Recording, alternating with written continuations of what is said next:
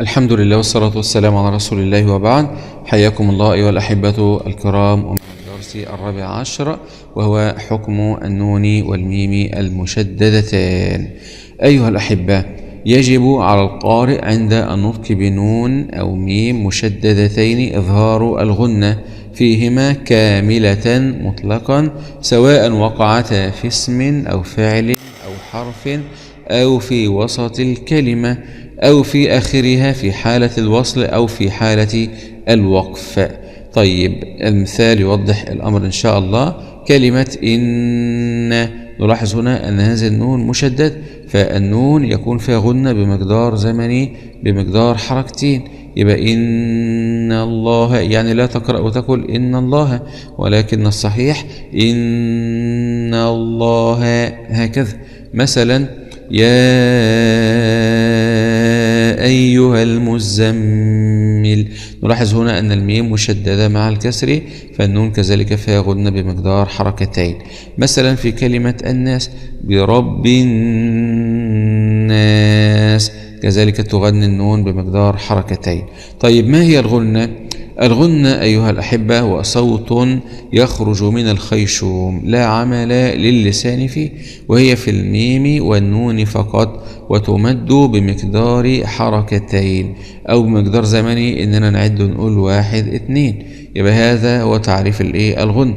وغنة مخرجها الخيشوم، الغنة تخرج من الخيشوم.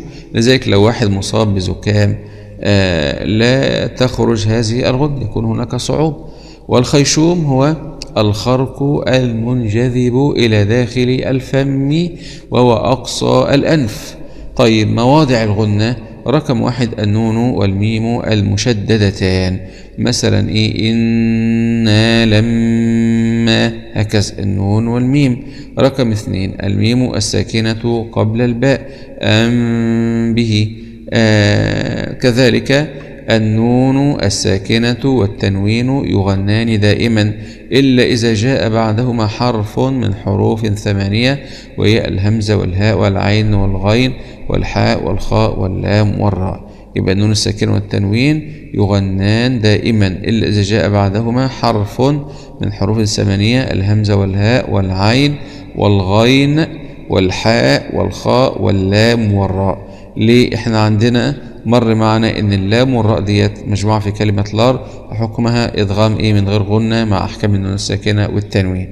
وهذا الحروف الستة هي حروف الاظهار المعروفة كما قلت سابقا، المجموعة في اوائل هذا البيت: ان غاب عني حبيبي همني خبر، او في البيت همز فاء ثم عين حاء مهملتان ثم غين خاء. يبقى إذن هذه مواضع الغنة أيها الأحبة. نسأل الله تبارك وتعالى أن يرزقنا العلم النافع والعمل الصالح. سؤال درس اليوم: ما حكم النون والميم المشددتان؟ وإن شاء الله الدرس القادم سيكون عن باب اللامات السواكن. هذا، وتابعوا إن شاء الله الدرس غدا في نفس الموعد. والسلام عليكم ورحمة الله وبركاته.